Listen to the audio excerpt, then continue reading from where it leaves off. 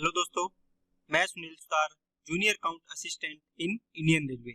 आप सभी का अपने यूट्यूब चैनल एसएस क्लासेस पे स्वागत करता हूं। तो दोस्तों, आज अपने 29 अगस्त की सेकंड शिफ्ट का एग्जाम आज अपने पढ़ेंगे।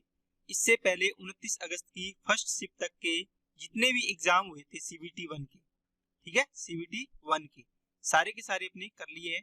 आज अपने 29 अगस्त की सेकंड शिफ्ट का एग्जाम करेंगे। धीरे धीरे अपने सारे के सारे एग्जाम कंप्लीट करते जाएंगे। तो अब अपने दोस्तों क्लास को स्टार्ट करते हैं। पीछे के अगर किसी ने टेस्ट नहीं लगाए दोस्त, तो आप एएलपी के नाम से आपको प्लेलिस्ट बनी हुई है दोस्तों, ठीक है। उस प्लेलिस्ट में जाके आप शुरू से स्टार्ट करके 1 नंबर से जो भी टेस्ट लगाए हुए हैं अपने हिसाब से टेस्ट लगाएं, ठीक है, ताकि आपकी मैथ्स में बढ़िया पकड़ बन जाए। ठीक है दोस्तों, तो चलिए क्लास को स्टार्ट करते हैं। अगर चैनल पे नए हो तो चैनल को सब्सक्राइब जरूर करें, बेल आइकन पे क्लिक कर लें जिससे आपको वीडियो की नोटिफिकेशन समय पर मिल जाए। तो ठीक है दोस्तों, अब अपनी क्लास को स्टार्ट करते हैं। चलिए देखो, फर्स्ट क्वेश्चन क्या है, इनमें से कौन सी संख्याएं 6 से विभाज्य है। दोस्तों 6 से डिविजिबल का नियम होता है कि 2 इंटू 3, ठीक है, 2 से डिविजिबल होना चाहिए और 3 से, 2 तिया 6 बनता है। देखो 2 से डिविजिबल का मतलब हुआ कि सम संख्या होनी चाहिए, अंतिम अंक है ना, इकाई का अंक। तो इसमें देखो सारे के सारे अंक सम संख्या है, इसका मतलब 2 से तो डिविजिबल है। 3 से चेक करने का नियम क्या होता है, संख्या के अंकों का योग 3 से डिविजिबल होना चाहिए, 3 का मल्टीपल होना चाहिए। जोड़ो, 2 और 7 9, 9 और 6 15, 15 और 4 19, 19 और 3 22। क्या 22 में 3 का भाग जाता है क्या? नहीं जाता, तो इसको छोड़ दो। 8 और 7 15, 15 और 6 21, 21 और 5 26, 26 और 4 30।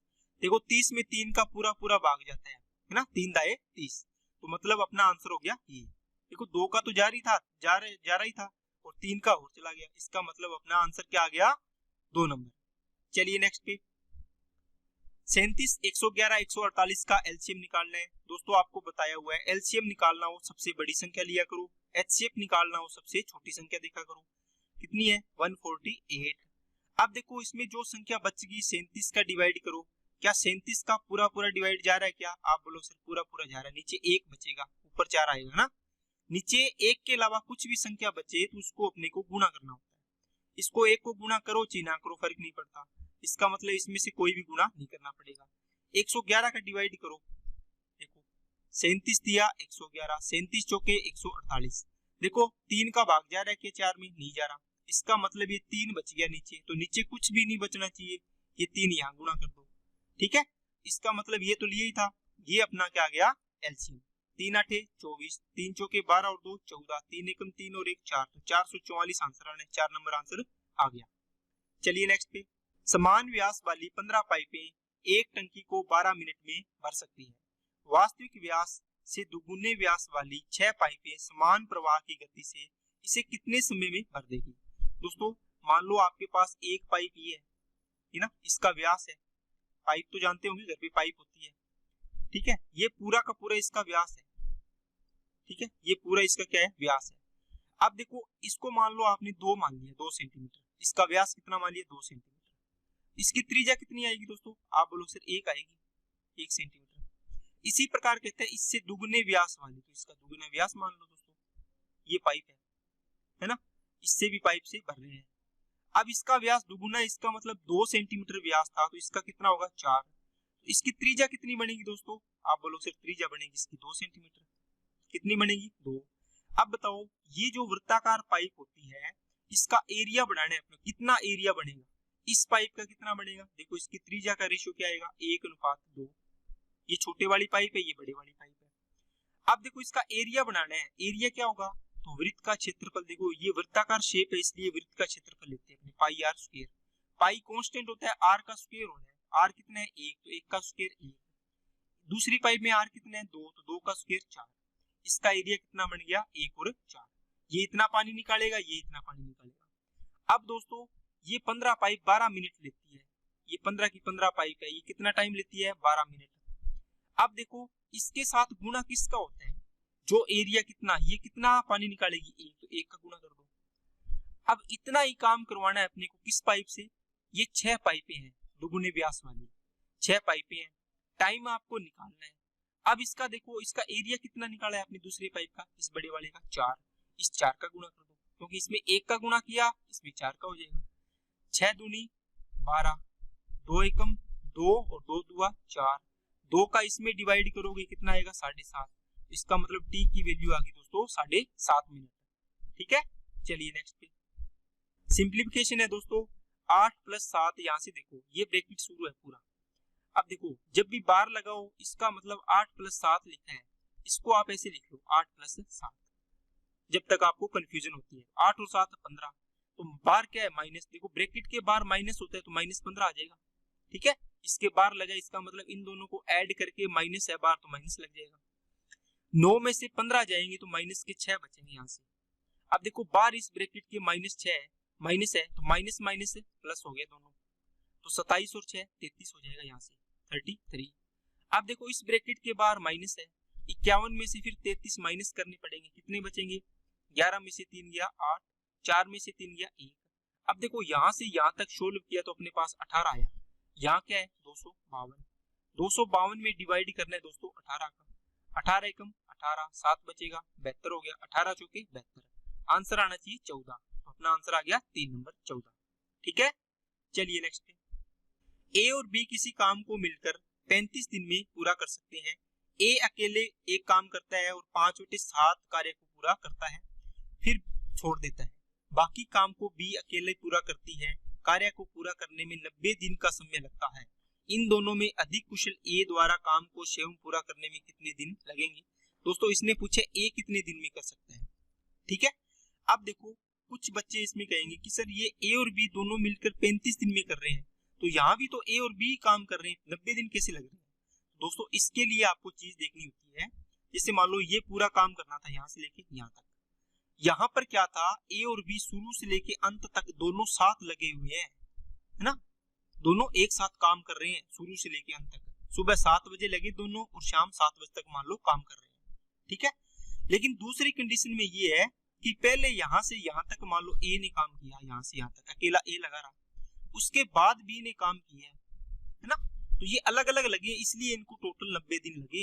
यहाँ पर देखो दोनों साथ काम कर रहे थे तो 35 दिन लगे, इसलिए ये अलग अलग आया है।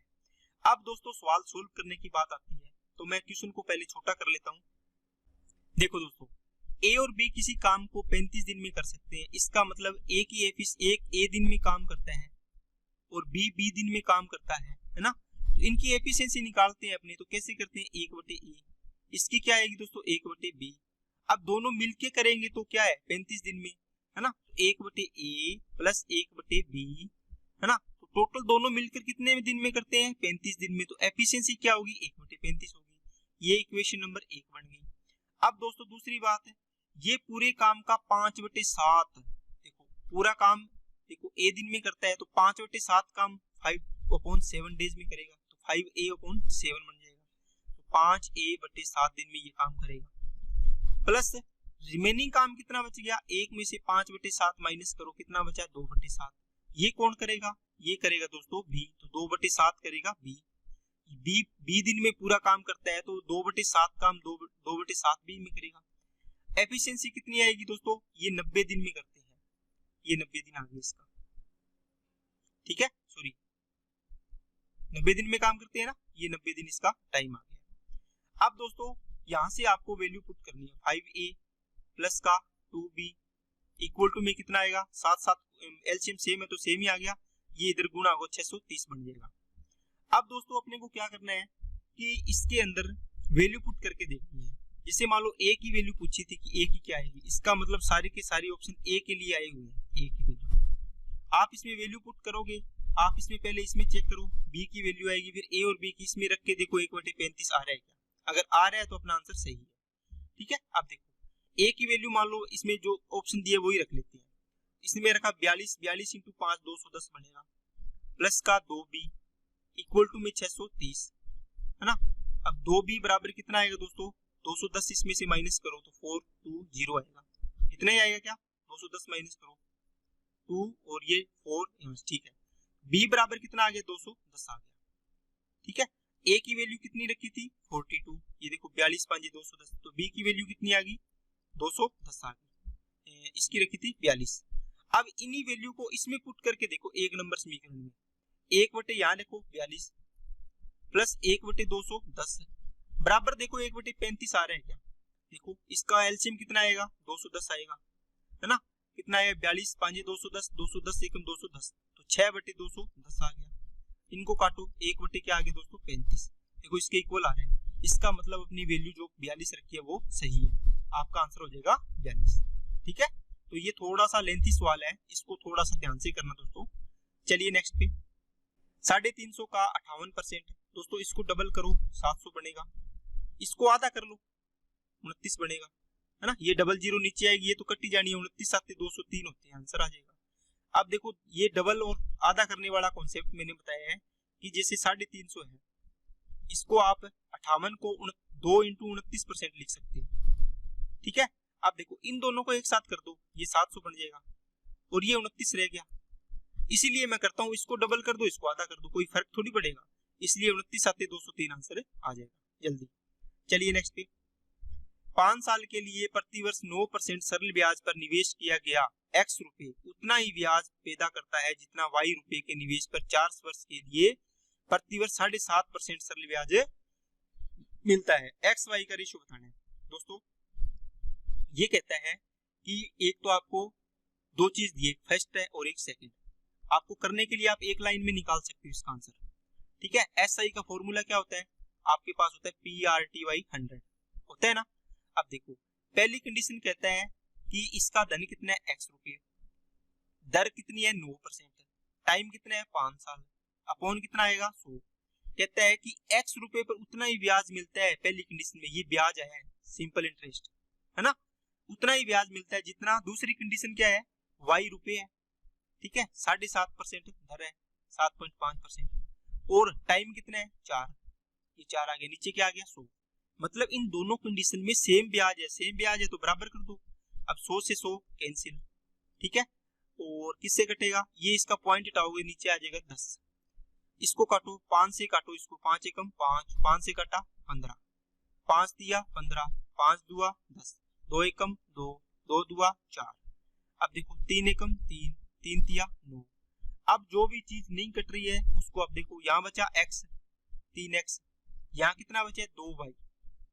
ठीक है, अब x अपॉन y करो तो ये 2 और ये 3 इसके नीचे चला जाएगा तो 2:3 आ गया, तो ये आंसर आ गया आपका।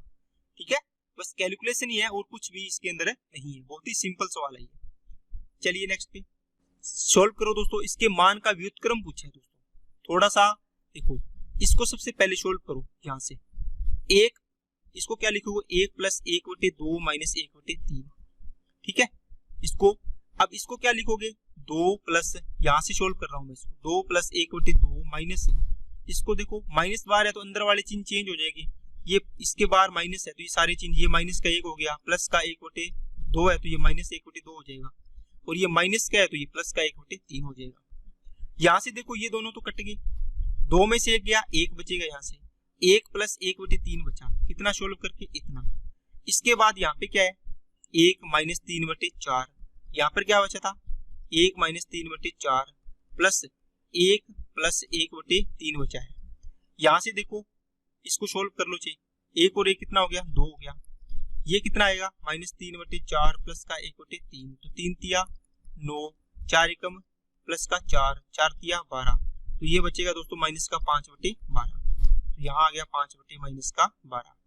यहाँ तक सोल्व हो गया। ये कितना है? 3 + 1/12 लिख सकते हो इसको, प्लस का ये है, प्लस है या माइनस है? ये माइनस है दोस्तों, ये माइनस है तो ये ब्रैकेट था यहाँ पे, तो अंदर वाला चिन्ह चेंज हो जाएगा। अब यहाँ से इसको सोल्व कर लो, 3 में से 2 गया, 1 आएगा, 1/12 प्लस 5/12, तो 5 और 1 6/12, तो 1/2 आ गया, 1/2, 2 एकम 2 और 1 3/2 आंसर आ जाएगा इसका। ये सारी चीज दोस्तों मैंने इसलिए बताई है कि आप एक एक कॉन्सेप्ट इसको सीख जाओ कि हाँ ऐसे इसको हल करते हैं। ठीक है, बाकी इसको सोल्व करने का दूसरा तरीका भी मैं आपको बता देता हूँ, इसका स्क्रीनशॉट ले लेना। देखो यहाँ से क्या करोगे दोस्तों आप, देखो 2 एकम 2 और 1 3/2 माइनस का 1/3, इसको सोल्व करो इस ब्रैकेट को, 3 तिया 9, 9 और ये 2 एकम 2, तो 7 कितना बनेगा? 6 बनेगा इससे। ठीक है, यहाँ पर 2 2 1 4 और 1 5/2 माइनस ये 7/6 आया था, इसको सोल्व करो तो तो ये कितना आएगा 6 पंजे 30, 2 साते 14 और नीचे कितना आ गया 6 दूनी 12, 30 में से 14 गया 16/12, 16/12। तो ये कितना आएगा 4 चौके 16, 4 तिया 12, 4/3 आ गया। कहां तक आ गया देखो, यहां तक सोल्व हो गया। फिर यहाँ पर 1 - 3/4 प्लस ये आएगा 4/3। इसी प्रकार आप इसको आगे सोल्व कर सकते हैं। ठीक है, चलिए नेक्स्ट पे। दो पाइप ए और बी एक खाली टैंकी को 32 और 48 घंटों में भर सकते हैं। ए है और एक बी है। ये 32 घंटों में और ये 48 घंटों में भर सकते हैं। और जब कोई और पाइप नहीं कार्य करे, मतलब जब ए और बी दोनों लगे हो ना अकेले अकेले, मतलब ए अकेला लगाओ तो 32 घंटे में भर देगा, बी अकेला लगाओ तो 48 घंटे में भर देगा। अब तो पाइप सी पूरी टंकी को 64 घंटे में खाली कर देगा। अगर सी अकेला लगाओ तो ये 64 घंटों में खाली कर देता है। तो ये माइनस वाला हो गया, ये दोनों प्लस वाले हो गए। इनका एलसीएम लो, कितना आएगा दोस्तों? सबसे बड़ी संख्या 64 है ना, 32 का भाग दिया, 32 दूना 64 पूरा पूरा जाएगा। अपने एलसीएम लेते हैं ना, 32 हो गया, 48 हो गया, 64। सबसे बड़ी संख्या 64 है। 32 का डिवाइड करके देखेंगे पूरा पूरा जा रहा है। 48 का डिवाइड करेंगे 64 में, देखो 8 × 2 = 64, 8 × 6 = 48, फिर 3 आ गया, फिर 4 आ गया, ये 3 बच गया। तो इसका 3 का गुणा कर दो, या 3 का गुणा कर दो। ठीक है, ये एलसीएम आ गया। 32 दूआ 64, 2 तिया 6 आ जाएगा। इसमें डिवाइड ही करना है ना पूरे में, 64 × 3 डिवाइड बाई 32, 32 दूआ 64, 2 तिया 6 आ जाएगा। 48 को करो अब, तो 64 × 3 डिवाइड बाई 48, 8 × 6 = 48, 8 × 2 = 64 और 3 × 3 3 2 6, 2 से कटा 4, तो ये आ गया दोस्तों 4। 64 का 64 से कट गया, बचा कितना 3। ये प्लस वाले हैं, ये माइनस वाले हैं। अब इसका जो भी काम करना है वो देखो क्या बोलता है ये आगे। शुरुआत में जब टंकी खाली थी तो पाइप ए और सी काम कर रहे थे। देखो ए कितना है 6, ए कितना, पहले ए और सी काम कर रहे हैं। फिर इसके बाद कहता है 64 घंटे में खाली, ये तो आ गया। कुछ घंटों के बाद पाइप ए को बंद कर दिया। देखो यहां से लेके यहां तक ए चला, ए सी के साथ चला। इसके बाद ए को बंद कर दिया, कौन आ गया? बी आ गया। और कौन चल रहा है? सी चल रहा है।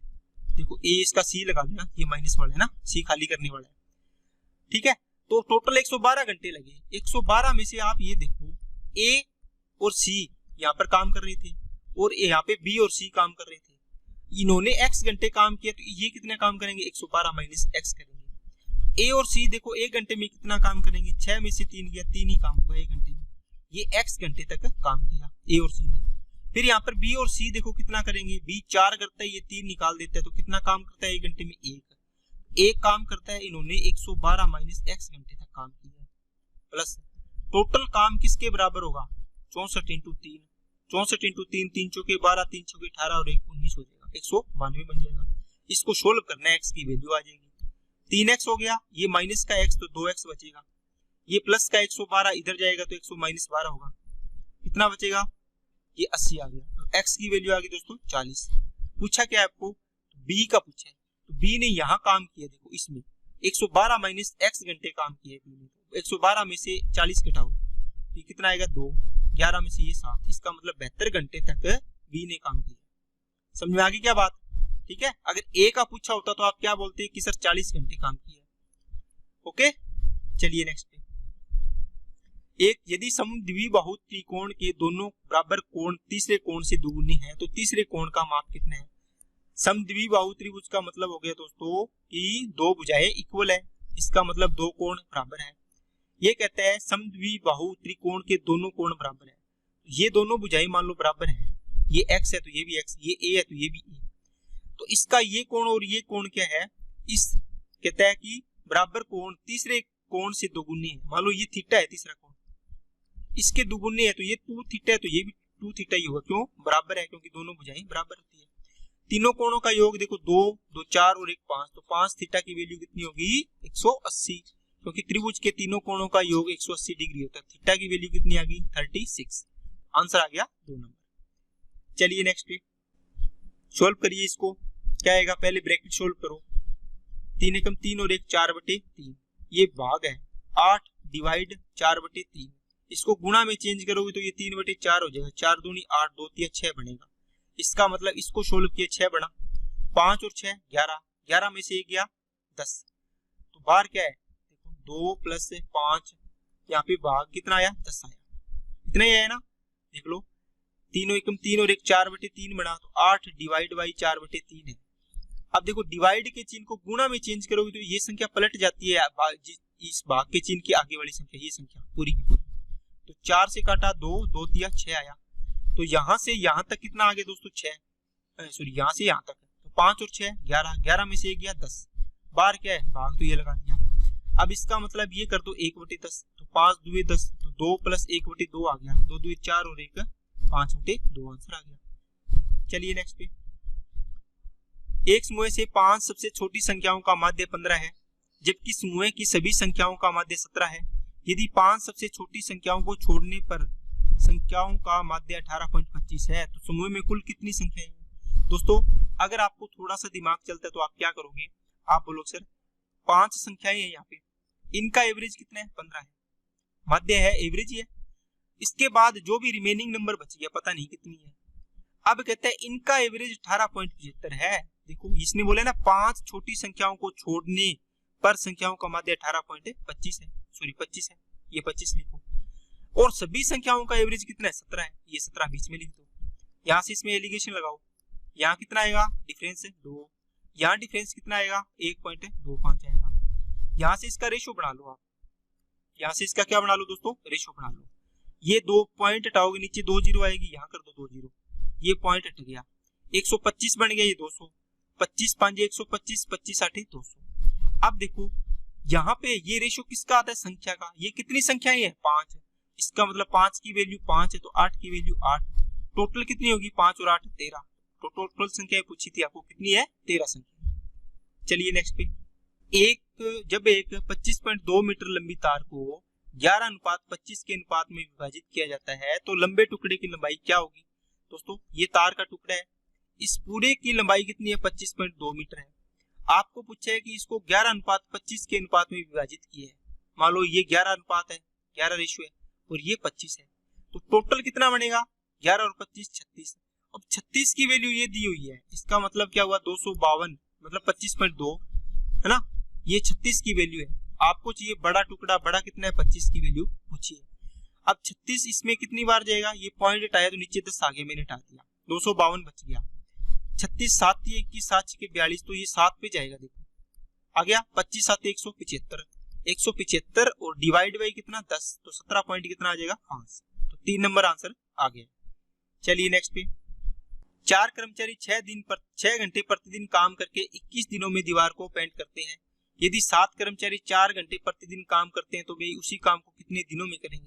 दोस्तों MDH वाला फॉर्मूला लग रहा है इसमें, 4 कर्मचारी है 6 घंटे प्रतिदिन काम करते हैं, कितने दिन लगे 21 दिन, बराबर यही काम करना है 7 कर्मचारियों को, 4 घंटे डेली काम करेंगे, कितने दिन लगेंगे ये निकालना है, 7 एकम 7 7 तिया 21, 4 एकम 4 4 एकम 4, तो 6 तिया 18, तो आंसर आ गया दोस्तों 18 दिन लगेंगे। चलिए नेक्स्ट पे, tan थीटा इक्वल टू 2 है, तो इसकी वैल्यू ज्ञात करनी है।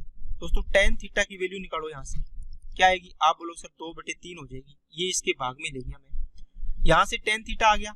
अब इसमें देखो आप cos थीटा कॉमन ले लो, तो 2 sin theta divide by cos theta बनेगा, -1 बनेगा, बार ले गए आप क्या दोस्तों cos थीटा। इसी प्रकार क्या करो, नीचे cos थीटा कॉमन लो, क्या आएगा 2 minus sin theta divide by क्या बनेगा cos थीटा बनेगा, बन गया ना। ये देखो cos थीटा से cos थीटा कट गया, अंदर क्या बचा 2 tan थीटा माइनस का 1 डिवाइड क्या बचेगा 2 माइनस tan थीटा। अब यहाँ देखो tan थीटा की वैल्यू कितनी है 2/3, तो रखो 2 इंटू 2/3 माइनस का 1 डिवाइड बाई 2 माइनस 2/3। अब इसको सोल्व करना है, देखो ये कितना बनेगा 4/3 माइनस का 1 और नीचे क्या बनेगा 3 दुए 6, 6 में से 2 गया 4/3। इसको सोल्व करो, 4 माइनस 3 एकम 3 डिवाइड बाई कितना 3 और नीचे कितना है 4/3। ये 3 से 3 कैंसिल हो गए, 4 में से 3 गया 1 और नीचे बचा 4, तो 1/4 आ गया आंसर, या फिर आपको ऑप्शन में 0.25 मिल सकता है 0.25। ठीक है, चलिए नेक्स्ट पे, एक समांतर चतुर्भुज का आधार इसकी ऊंचाई से दुगुना है। दोस्तों एक समांतर चतुर्भुज है, ये कहता है इसका आधार है ये, इसकी ऊंचाई का क्या है दोगुना है, ये ऊंचाई है h है, तो इसका पूरा आधार है ये क्या होगा 2h हो जाएगा। ऊंचाई h है तो इसका दुगुना 2h हो गया। ठीक है, इसका क्षेत्रफल 392 है। तो समांतर चतुर्भुज का क्षेत्रफल क्या होता है दोस्तों, एरिया, आधार इंटू ऊंचाई। आधार इंटू क्या होता है, ऊंचाई होता है। आधार कितना है इसका 2h है, ऊंचाई कितनी है h ही है, यही है ना, सेम है दोनों h है। तो उसके बराबर क्षेत्रफल कितना दे रखा है 392। 2 से इसको काटो कितना आएगा 196 आएगा। देखो ये बड़ा h स्क्वायर 196। देखो स्क्वायर रूट करोगे तो h की वैल्यू कितनी आ जाएगी, 14 का स्क्वायर होता है ये, तो 14 आ गई इसकी वैल्यू। पूछा क्या है आपको, तो समांतर चतुर्भुज की ऊंचाई पूछे कितनी आ जाएगी 14। अगर आधार पूछा होता तो 14 दूना 28 आ जाता। ठीक है, चलिए नेक्स्ट पे। निम्नलिखित सारणी एक वर्ष में 25 बच्चों के वजन में बढ़ोतरी दर्शाती है। वजन में बढ़ोतरी का माध्य कितना है। दोस्तों देखो वजन है, वजन में बढ़ोतरी 1.5 किलो है ना, कितने 4 बच्चे हैं, तो टोटल कितनी वृद्धि हो जाएगी 15 चौके 60 मतलब 6 किलो होगी। ये 2 किलो वृद्धि हुई है कितने बच्चों में 5 में, तो 5 2 10 इनमें वृद्धि होगी। ये 8 बच्चों में 2.4 की तरह से वृद्धि हुई है, तो कितनी हो जाएगी 24 8 192 19.2 किलो। 3 5 15 और ये कितना बनेगा 32 दूना 64 तो 6.4। ये कितना बनेगा 3.4। देखो इनको ऐड करना है, बच्चों की संख्या ऐड करो, 4 और 5 9, 9 और 8 17, 17 और 5 22, 22 और 2 24, 24 और 1 25। ठीक है, वैसे भी दे रखा है कितने बच्चे हैं 25 बच्चे हैं। इनको टोटल ये वजन आ गया 4 और 4 8, 8 और 2 10, 3 और 6 9, 9 और 5 14, 14 और 9 कितने होगी 14 और 6 23 होगी ना, 23 और 6 29, 29 और 1 वो बचा था 30 होगी, कितना बच गया 3। अब 1 2 3 और 3 6 हो गया 60। तो 60 बटे 25 बच्चे हैं, डिवाइड करो इसको, 5 से काटा 12, 5 से काटा 5, इसको डबल कर दो ये 24 हो जाएगा, ये नीचे वाला डबल कर दो 10 हो जाएगा, तो 2.4 इसका ऑप्शन आ जाएगा। चलिए नेक्स्ट पे 42 63 105 का क्या पूछे एचसीएफ पूछे दोस्तों। देखो एलसीएम के लिए सबसे बड़ी संख्या लेते थे, एचसीएफ के लिए सबसे छोटी लेंगे 42। अब देखो सबसे छोटी संख्या 42 का देखो इसमें और इसमें डिवाइड जा रहा है क्या, देखो इसमें भी नहीं जा रहा इसमें भी नहीं जा रहा, तो इसका छोटा करो या फिर ऑप्शन से देख लिया करो। सबसे छोटी संख्या है वो देखो 7 का जा रहा है क्या, 7 6 42, 7 9 63, 15 7 105। इससे बड़ी संख्या देखो आ रही है क्या 21, 21 दूना 42, 21 या 63, 21 5 105। इससे बड़ी संख्या 63 है क्या, 63 का इसमें नहीं जाएगा तो इसको छोड़ दो, इससे बड़ी तो आएगी नहीं, तो ये ऑप्शन हो जाएगा अपना। या फिर 42 63 और 105। ठीक है, इनका अंतर भी देख लिया करो, इनका अंतर आएगा दोस्तों 21, इनका अंतर कितना आएगा 37 और 5 42।